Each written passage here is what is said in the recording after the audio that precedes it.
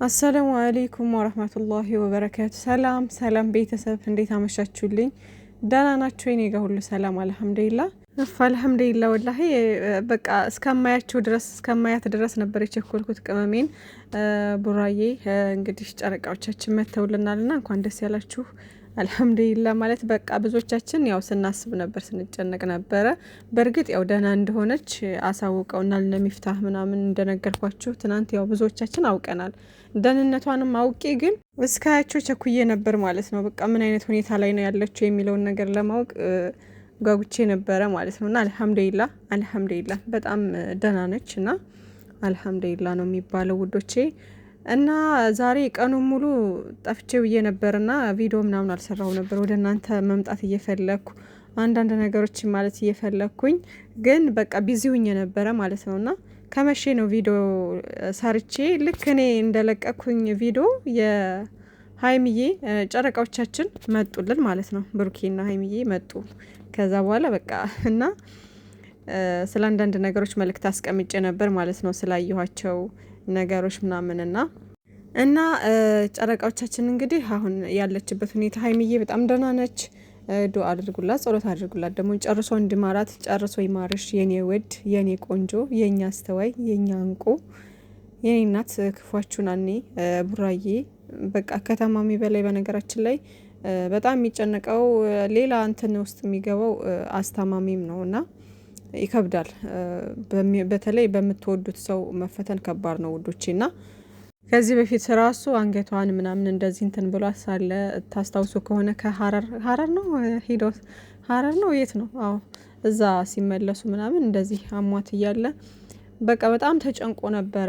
መኪና ውስጥ ሆኖ ቪዲዮ ሲሰራ ወደኛ ሲያደርሰን በጣም ተጨንቆ በቃ ለኔ ያድርገው ሁሉ እስከ ማለት ደርሶ ነበር ማለት ነው። እና በዚህ ልክ ነው የሆነ እኔ ራሱ ሰው ከጎኔ የታመመ ሰው ካለ በጣም ነው የሚጨንቀኝ፣ በጣም ነው የሚጨንቀው ማለት ነው። እና ከታማሚው ደግሞ አስታማሚውን በጣም እንደሚጨንቀው ይታወቃል ይሄ ነገር። እና ቅመምዬ እኔ ቆንጆ እንግዲህ ጨጓራዋን ነው እንትን ያላትና ቅባት ምናምን አታብዥ ተብላለች ተብሏል። ሀይሚዬ እኔ ቆንጆ የተከለከልሽውን ነገር ማቆም መቻል አለብሽ። በዛ ላይ ደግሞ የሆነ ነገር ስትታመሙ ቶሎ ብላችሁ ሐኪም ቤት መሄድ ጥሩ ነገር ነው። እና ሀይሚዬ ሕክምናም ለማግኘት ሐኪም ቤት ለመሄድ መዘግየት የለብሽም ማለት ነው። ማለት በቃ መሄድ አለብሽ። የሆነ ነገር ስታይ አልሄድም ምናምን ማለት አያስፈልግም። ምክንያቱም ውዶቼ ለበሽታ ጊዜ አይሰጥም። ጊዜ ከሰጣችሁት ላይክ ያ እየቆየ ሲሄድ ምናምን ምን እንደሚያመጣባችሁ አታውቁም። እና ጊዜ ለበሽታ ጊዜ አይሰጥም። እና በተቻለ አቅም የሆነ ነገር ሲሰማን ለየት ያለ ነገር ስናይ ሐኪም ቤት መሄድ አለብን። በቅርብ ካለ ሆስፒታልም ሆነ ምናምን ብቻ ህክምና ማግኘት አለብን። ብዙ ሰው በተለይ ሀበሻ በእንደዚህ አይነት መንገድ ስለምንዘናጋ ነው ህይወታችን አደጋ ላይ የሚሆነው ማለት ነው። እና ብዙ ጊዜ የሀበሻ ባህሪ ነው፣ አብዛኛው የሀበሻ ባህሪ ነው ብዬ አስባለሁኝ። በቃ ውድቅ ብለን አልጋ ላይ እስክንተኛ ድረስ ላይክ እንዴት ነው ወደ ሐኪም ቤት ለመሄድ ምናምን እንትን እንላለን። በቃ አንሄድም። በቃ ቶሎ ብለን እዛው ባለው ነገር ምናምን እንትን እንላለን። በቃ ችላ እንለዋለን ማለት ነው። እና እንደዚህ አይነት ነገር ጥሩ አይደለም፣ ዋጋ ያስከፍላል። እና ምንም ቢሆን ምንም ትንሽ የሚሆን ምንም ሄዳችሁ መታየት የመሰለ ነገር የለም። እና ቅመምዬ እኔ ቆንጆ የሆነ ነገር ሲሰማሽ ሐኪም ቤት እንሄድ ሲልሽ ብሩኬ እሺ ብለሽ ነው መሄድ አለብሽ ማለት ነው። የኔ ቆንጆ ያው መድኃኒት ብትጠይ ምን ብትይ ይሄ የጤና ጉዳይ ስለሆነ ህይወት ስለሆነ በእንደዚህ አይነት ነገር ጊዜ መስጠት ምናምን አያስፈልግም፣ እምቢ ማለትም አያስፈልግም ማለት ነው የኔ ቆንጆ። ከዛ በተረፈ አልሐምዱሊላህ እንግዲህ ደህና ነች።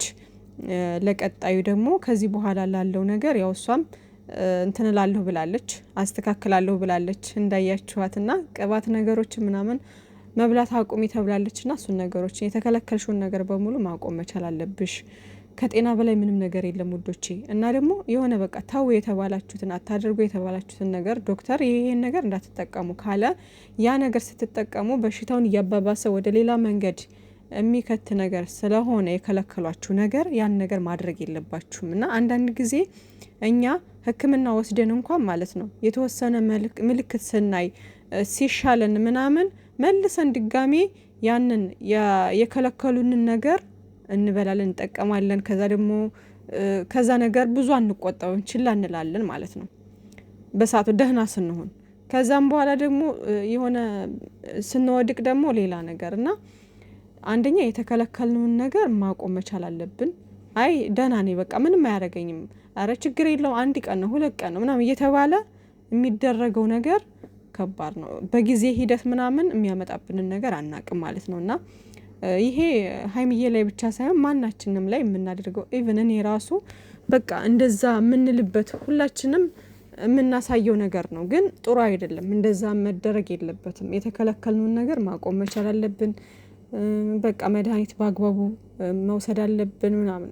ጤና ላይ መቦዘን አያስፈልግም፣ ጤና ላይ ችላ ማለት አያስፈልግም። የምሬን ነው። እና ከጤና በላይ ምንም ነገር የለም። ለሰው ልጅ ውዱ ነገር ጤና ነው። በቃ ጤና ስትሆኑ ማንኛውም ነገር ይመጣል፣ ማንኛውንም ነገር ታገኛላችሁ በጊዜው። እና ጤናችሁን ተንከባከቡ። ስፔሻሊ ሰው ሀገር ላይ በተለይ ላላችሁ ሰዎች ከጤና በላይ ምንም ነገር የለም። እና ስትታመሙ ማንም የሚያስብላችሁ የለም እዚህ ቦታ ላይ። ምክንያቱም የሰው ሀገር የሰው ነው። እነሱም ታውቃላችሁ ስንታመም እንደውም የሆነ በቃ እንትን ይላሉ፣ ይበሳጫሉ ሁሉ ምናምን። እኛ ለታመምን እነሱ ክፉ ፊት ነው የሚያሳዩን ሁላ። በቃ ታመምን ካልናቸው ፊታቸው ነው የሚቀይሩብን። አንዳንዶቹ ደግሞ አዛኝ አሉ። በቃ አላህን የሚፈሩ ፈጣሪን የሚፈሩ አሉ ደግሞ በቃ የሚያዝኑ ቶሎ ብለው ሐኪም ቤት የሚወስዱ ምናምን፣ ቶሎ ብለው ሐኪም ቤት የማይወስዱ አሉ። በቃ ኢንሻአላህ ነገ ዛሬ እያሉ ደግሞ የእናንተ ህመማቸው አድርገው የማያስቡ በቃ ቀለል አድርገው ምንም የማይመስላቸው ግድ የለሽ የሆኑ አሉ ደግሞ አሰሪዎች ማለት ነውና እንደዛ አይነት ሰዎች ላይ በቃ ምንም አይነት ስራ ሳሰሩ ምናምን ሕክምና መሄድ አለብኝ ብላችሁ እንትን ማለት አለባችሁ፣ ግግም ማለት አለባችሁ። በጤናችሁ ቀልድ የለም። ገባችሁ አይደለ? ብዙ ሰው እንደዚህ እንትን የሚለው ህይወቱ አደጋ ላይ የሚሆነው ትልቅ በሽታ ላይ የሚደርሰው ችላ እያለ ከነገ ዛሬ እያለ ስራውን ጥርሱን ነክሶ በሚሰራ ሰዓት ይሄ ነገር እየተባባሰ ነገ የማይወጣው ችግር ውስጥ ይገባል። በሰው ሀገር ላይ መቅረት አለ ምናምን ብዙ ችግሮች አሉ ውዶች። ስለዚህ ጤናችሁ ላይ አትቦዝኑ፣ ጤናችሁ ላይ ጊዜ አትስጡ፣ በቃ ችላ አትበሉ ማለት ነውና ቅመምዬ የኔ ውድ የኔ ቆንጆ አላህ ጨርሶ ይማርልን። አሁን ላይ ጥሩ ነች። ከዚህ በኋላ ያለውን ያመጋገብ እንትን ማስተካከል መቻል አለብሽ የኔ ውድ። እና በቃ እንደውም አንድ ሆናችሁ ባልሽ ጋር ማለት ነው እና 2 ድስት ምናምን የለ ማለት ለሱ ለስፖርት ከዛ ደግሞ ላንቺ ለብቻ ምናምን ነበር ይመስለኛል ከዚህ በፊት አይደለ? ግን አሁን ደግሞ ባንድ ላይ አትክልታችሁን እየበላችሁ ደግሞ የሚገርማችሁ ነገር አትክልት በጣም ጤና ነው። የምሬ ነው። በጣም የሚገርም በቃ ሰላም ነው የምታገኙት አትክልት ስትበሉ ማለት ነው። እኔ በነገራችን ላይ ስጋ ከምታመጡልኝ አትክልት ብታመጡልኝ ይቀለኛል። በጣም ነው የምወደው አትክልት እና እኔ አትክልት በሊታ ነኝ ወላሂ። በቃ በጣም ነው አትክልት የምወደው። የአትክልት ዘር በሙሉ በላለሁኝ ወላሂ። እና እዚህ ሀገር አሁን አረብ ሀገር ማለት ነው ስጋ ነክ ነገር እሸክካለሁ። በጣም ነው የምሸክከው። የሆነ በቃ ደስ አይለኝም። የሆነ ውስጤን ደስ ብሎት ብዙ ጊዜ እንትን አልልም ስጋ ስበላ ማለት ነው። ፍሬሽ ካልሆነ በቃ ሀገራችን ላይ ታርዶ ምናምን የሚመጣው አይነት ካልሆነ በስተቀር በጣም ነው እንትን የሚለኝ እዚህ ሀገር ላይ ማለት ነው። ግን አትክልት ነገር ሲሆን ምንም አይነት ቅጠል ቢያመጡ ችግር የለብኝም። እንደ ፍየል ነው የምበላው።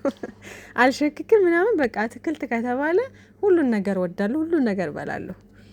በአትክልት ጉዳይ በቃ ድርድር አላቅም ነው የምላችሁ። በጣም ነው የምወደው አትክልት ነገር እና ሰውነት እንትን አይልም። ሰውነታችሁን እንትን ይላችኋል ማለት ይሄ ፕሮቲን ቅባት ያለው ምግብ ስትበሉ ነው ለውፍረትም ለሌላም ነገር እንትን የምትሉት። ግን ይሄ አትክልት ስትበሉ ሰውነታችሁ ላይ ጨምር ምናምን ይችላል። በተለይ ቀጫጭን ሰዎች ምናምን ሰውነታችሁ ላይ ጨምር ይችላል። ግን ጤና ነው፣ ጤናማ ትሆናላችሁ። ግን በቃ በጣም ጤናማ ነው የምትሆኑት።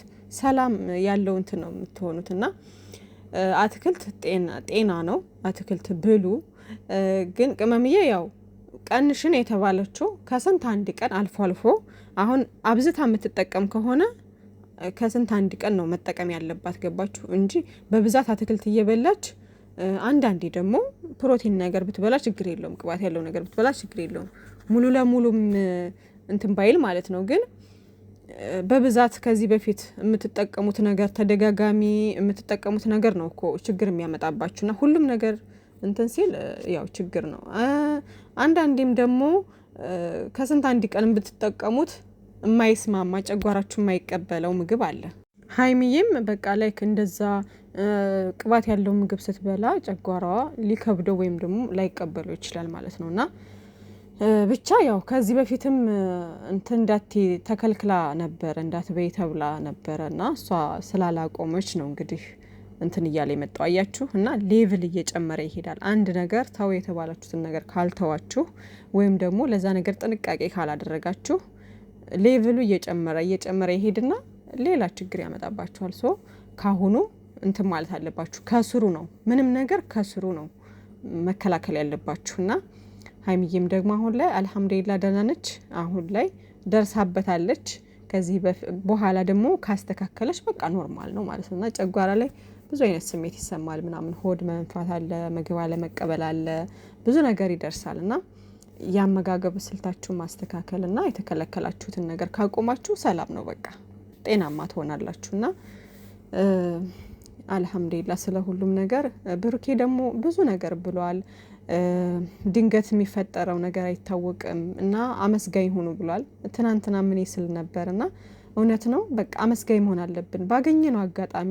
መጥፎም ነገር ሆን መጥፎ ነገር ላይም ሆን ያሰብነው አይሳካም ቢልም ታመንም በቃ የሆነ ነገር ላይ በየትኛውም አይነት መንገድ ፈጣሪን ከማመስገን ወደ ኋላ ማለት የለብንም። ግን ያው የሰው ልጅ ስለሆነ አንዳንዴ ጥሩ ሙድ ላይ ስንሆን ጥሩ ሁኔታ ላይ ስንሆን የምንዘነጋበት ሰዓት አለና አላህ እሱን እንድናስታውሰው ልቦና ይስጠን ማለት ነው ውዶቼ፣ ለሁላችንም። ከዛ በተረፈ ደግሞ ሰላሚና የኔ ቆንጆ አላህ ያሽርሽ። እኔ አልሰማሁም ነበር እውነት ለመናገርና አላህ ያሽርሽ የኔ ቆንጆ። በጣም ብሩኬ እንዳለው በቃ በትልልቅ ነገር በጣም ከባድ በሆነ ፈተና እየተፈተነች ነው ልጅቷና እኔ እንጃ ቃል የለኝም ወላሂ። አላህ እኔ እንጃ አቅሙን ይስጥሽ ነው የምለው፣ ሌላ ምንም አልልምና አላህ አፊያ ያድርግሽ፣ ሙሉ ጤናሽን አላህ ይስጥሽ። ብሩኬም ወንድማችን በጣም ትልቅ ትምህርት ነው የሰጠህን የኛ አስተዋይ። እኔ እንጃ ትለያለክ። ሚስቱን ደግሞ እንዴት እንደሚንከባከብ አያችሁ አይደለ? ተማሩ ወንዶች። ቅመምዬም ከዚህ በፊት እንዴት እንደምትንከባከቡ አይታችኋል አይደለ? እና ውዶቼ ፍቅራችሁን ሰላማችሁን ብዝዝት ያደርግልን። የእናንተን ትልቅ ደረጃ የእናንተን ጥሩ ነገር የምናይ ያድርገን። ቡራዬና ሀይሚዬ ማለት ነው። ሁላችንንም በያለንበት አላህ ይጠብቀን። መልካም ጊዜ ይሆንላችሁ። ባይ ባይ።